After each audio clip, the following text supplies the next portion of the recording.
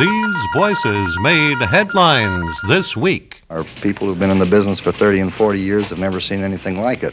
We have this day assumed our sovereign independence. General Eisenhower has had a definite heart attack.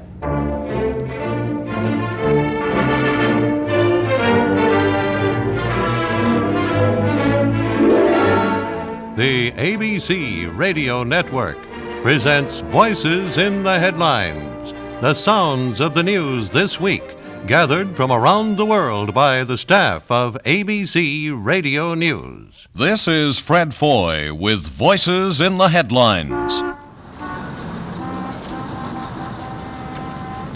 The sounds of a great city. They might be the sounds of Boston, or Albany, or Hartford, or Toronto, or New York.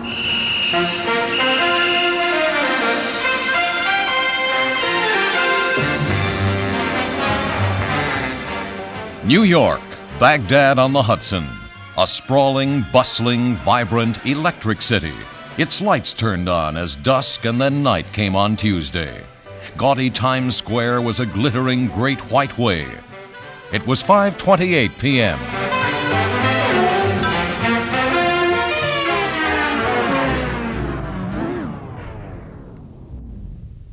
A sudden stillness. Lights flickered, wavered, trembled, and went out. Trains stopped. Traffic lights no longer winked their silent commands. Subways stopped in black tunnels.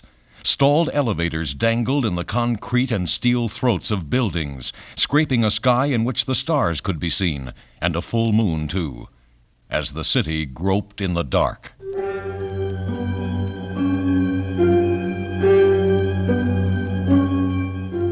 New York City was not alone. New York State, Connecticut, Massachusetts, Boston, part of Canada, all caught by the unbelievable, all left idle and darkened by the most gigantic power failure in history.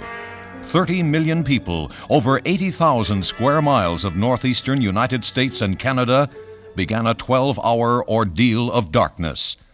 The reassuring voice of the federal government, White House News Secretary Bill Moyers, who spoke for the president. This failure should be immediately and carefully investigated in order to prevent a recurrence.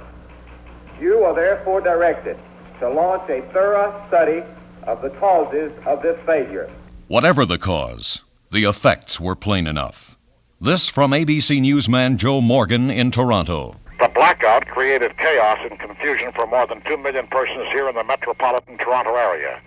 This was the worst power failure ever to hit a major Canadian city, but could prove to be an education in the event of any future national emergency.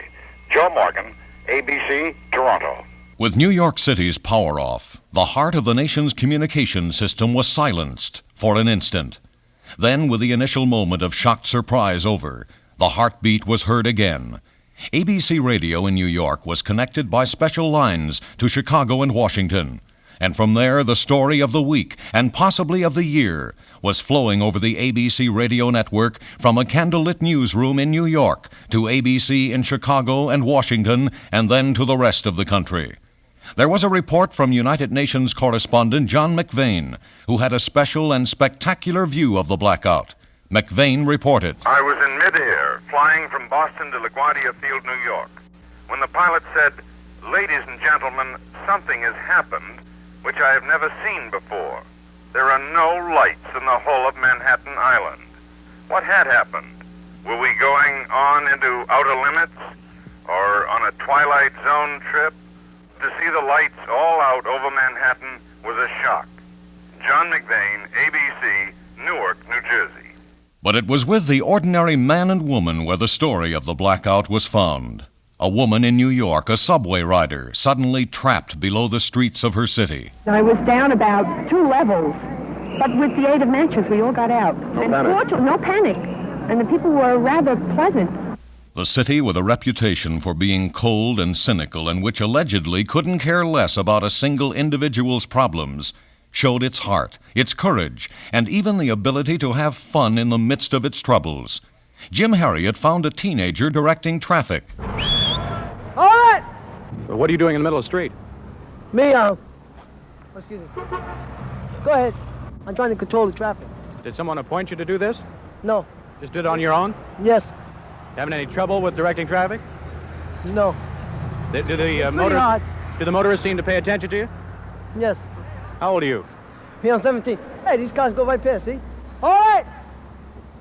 How long have you been out here? About a half an hour? You getting tired? Me, no. It's fun. But the time for fun ended, and there was that big question. Why? How did it happen? How could it happen? That question remains unanswered. New York's Consolidated Edison Electric Company is Charles Hoppen. Electric companies are interconnected by electric lines. These are there for a variety of reasons: emergency backup, economy, sales of power. This was a situation that certainly has been unique to our company. Our people who've been in the business for 30 and 40 years have never seen anything like it.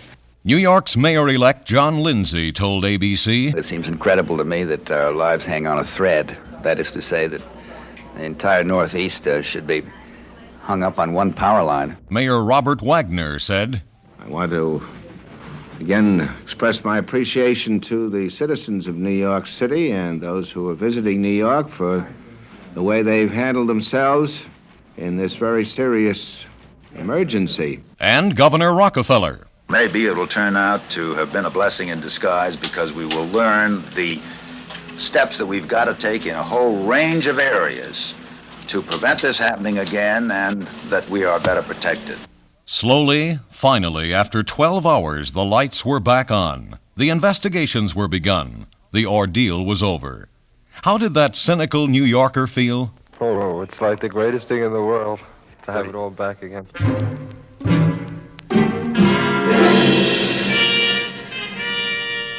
On Thursday, an event that most of the world hoped to prevent happened. On shortwave from Salisbury, Rhodesia, Prime Minister Ian Smith made an announcement. "We have struck a blow for the preservation of justice, civilization, and Christianity. And in the spirit of this belief, we have this day assumed our sovereign independence." The white government of Rhodesia broke with Great Britain after a last-minute flurry of diplomatic attempts to stop the Independence Declaration, the first unilateral break with the British Crown since the 13 American colonies did it in 1776. Rhodesia's Ian Smith said, "In the lives of most nations, there comes a moment when a stand has to be made for principle, whatever the consequences. This moment has come to Rhodesia." Smith's announcement came after more than 2 years of negotiations, in which Britain refused to grant independence unless Rhodesia's 4 million Negroes had a majority voice in the government. When the break came, Prime Minister Harold Wilson said, "This is an act of revolt against the Crown, against the Queen. We have announced a whole very wide, sweeping range of economic measures." And a word to the British from U.S. Secretary of State Dean Rusk. "The President instructed me to inform Prime Minister Harold Wilson that the United States government in no way recognizes the rebel regime." The United States invoked diplomatic and economic sanctions against the Rhodesian rebel government. United Nations Ambassador Arthur Goldberg pledged, "The United States government will not recognize any regime in southern Rhodesia which purports to emerge from this illegal unilateral declaration of independence." Ambassador Goldberg spoke at the UN to the rebels in Rhodesia. "We must reaffirm to them here today that there are others in the world community who are more unyielding and more determined, unyielding in their conviction that self-determination must apply to all the people of southern Rhodesia." Also in the UN, British Foreign Secretary Michael Stewart. "The British government is resolved that an attempt to impose a constitutional solution by military force in Rhodesia would not only involve misery for millions of innocent people, but would thrust into a still more distant future the right and just solution to this problem." African nations in the UN urged a Security Council resolution to condemn the Independence Declaration. The resolution came to a vote on Friday. The result of the voting is as follows: 10 votes in favor, none opposed, with 1 abstention. Accordingly, the draft resolution has been adopted. After that resolution condemning the white Rhodesians, the African nations urged the British to lead a military attack to put down the revolt. They made somber predictions of a bloodbath. In London, ABC's Charles P. Arnold questioned a Negro Rhodesian. You say the African people in Rhodesia, the 4 million, the bulk of them are ready, as they say, to fight to the last drop of blood for their independence?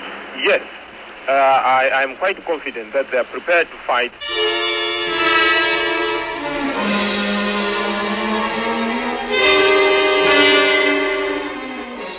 On Monday, former President Dwight Eisenhower played 18 holes of golf at Augusta, Georgia. At midnight, he felt chest pains. At 2 in the morning on Tuesday, he was taken to the hospital at Fort Gordon, Georgia. Later in the day, his physician, Dr. Thomas Mattingly, reported. President Eisenhower experienced a short episode of chest pain this morning, about 30 minutes after midnight. Now, in view of his heart history, any recurring episode of chest discomfort must be carefully evaluated until it is adequately explained. Captain Wallace Hitchcock at the Army Hospital told ABC, I can confirm that the general is in the hospital. Mrs. Eisenhower is with him. She's undergoing tests, and he's feeling no pain, resting comfortably. The former president was placed in an oxygen tent, and later reports on Tuesday were encouraging. But on Wednesday, there were new chest pains. On Friday, Captain Hitchcock confirmed what Americans feared. Further electrocardiograms and blood studies since the second episode of chest pain have revealed that General Eisenhower has had a definite heart attack. General Eisenhower's heart attack was said to be milder than the one suffered 10 years ago when Eisenhower was president. But a concerned nation and world paid close attention to continuing medical bulletins from Georgia.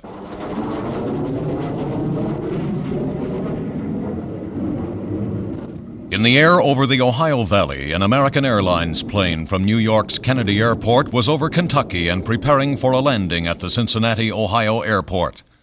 Then disaster, as the Boeing 727 jetliner crashed, killing 58 persons. A police spokesman in Florence, Kentucky, near the scene of the crash, told ABC, The report we have is that it's American Airlines commercial plane. And there are some survivors. We have 2 men there, but we don't have any report of the dead or the survivors.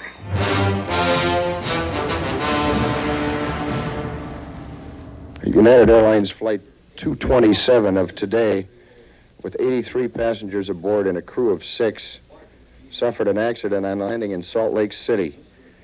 There was a fire shortly after the start of the landing roll. The incident occurred at 5:55 Mountain Standard Time.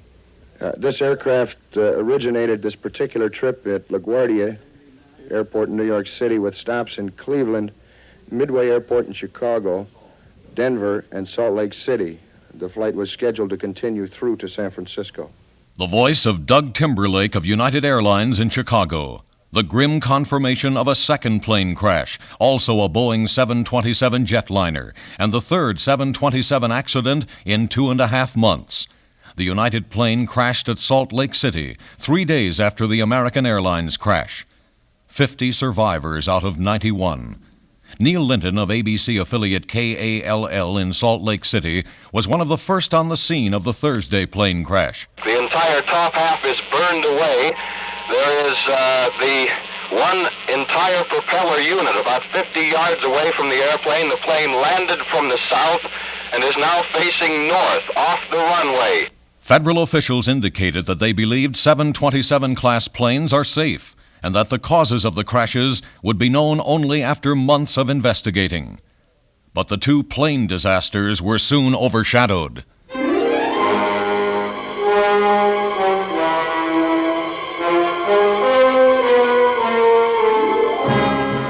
Fire at sea, a passenger ship ablaze in the night. The Yarmouth Castle, a cruise ship out of Miami heading for the Bahamas.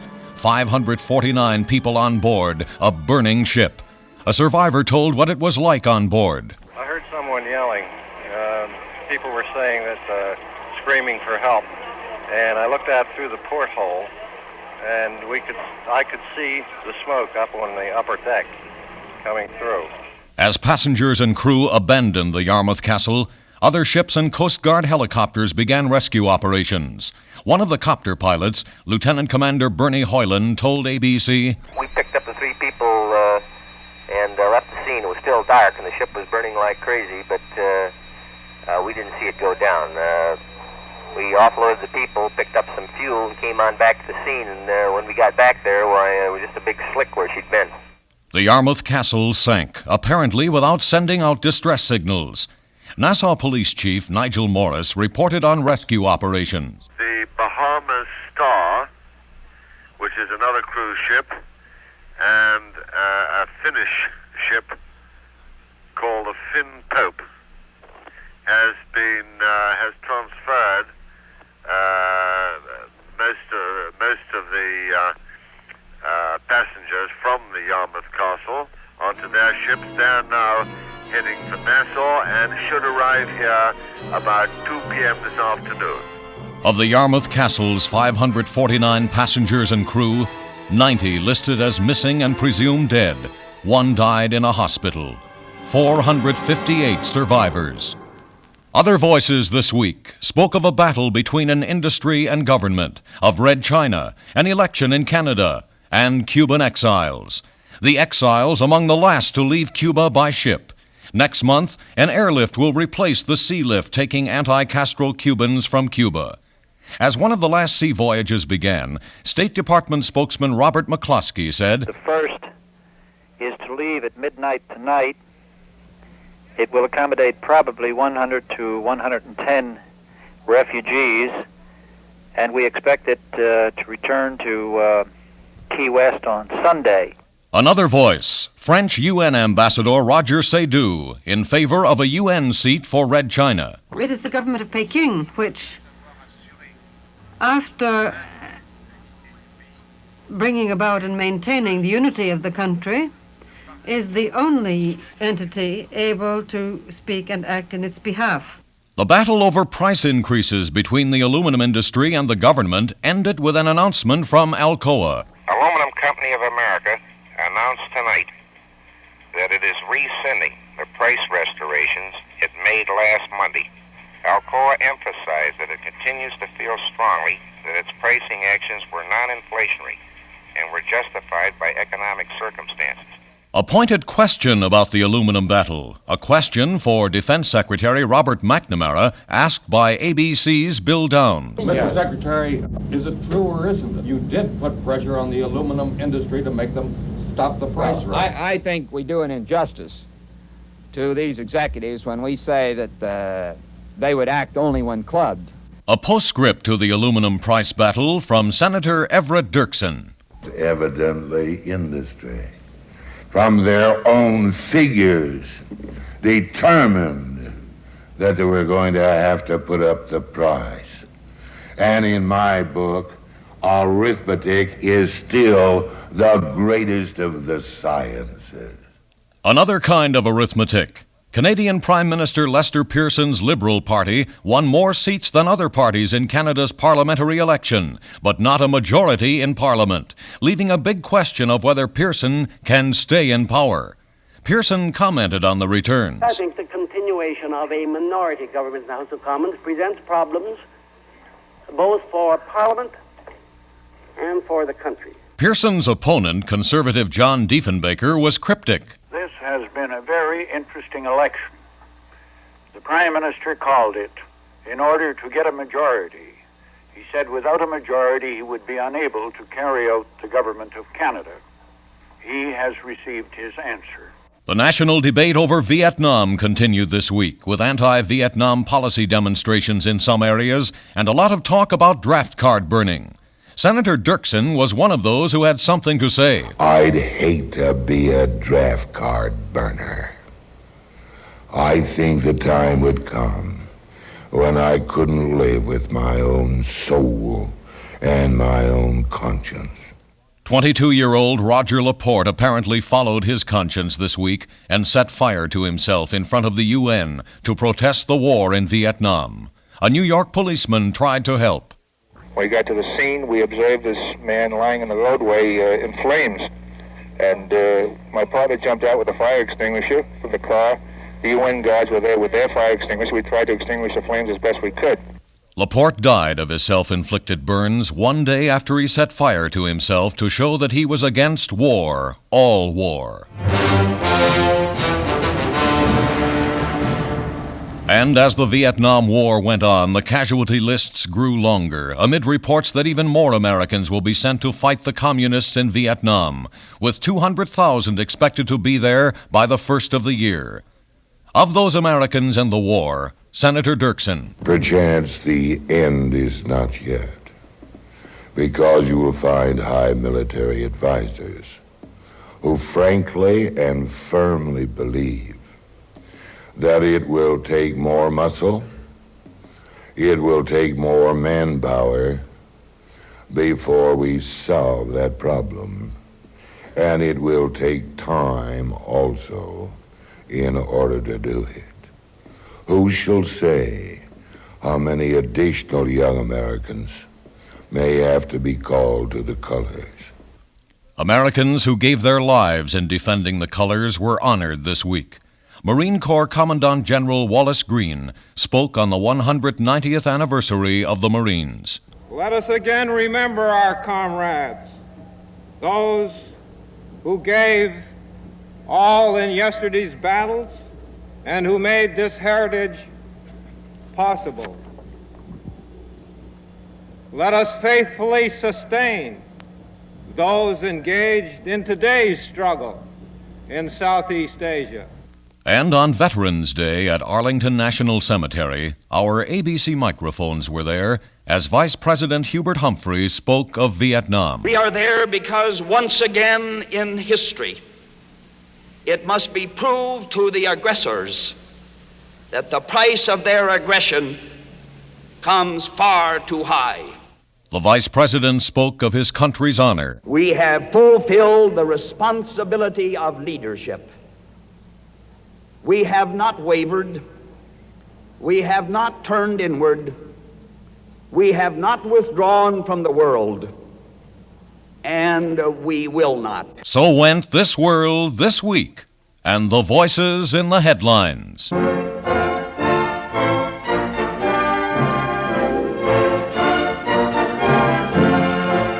Voices in the Headlines, a presentation of ABC Radio News. Written and produced by H. Paul Jeffers. Directed by Dennis J. Dennehy. Executive producer Tom O'Brien. Production staff Gene Carlson, Len Hirschfield, and Cy Kantrowitz. Special effects by Bob Ring. Your narrator, Fred Foy. This is Les Griffith inviting you to keep up with the news every hour of every day on this ABC radio station. And to catch up with the news each week on Voices in the Headlines.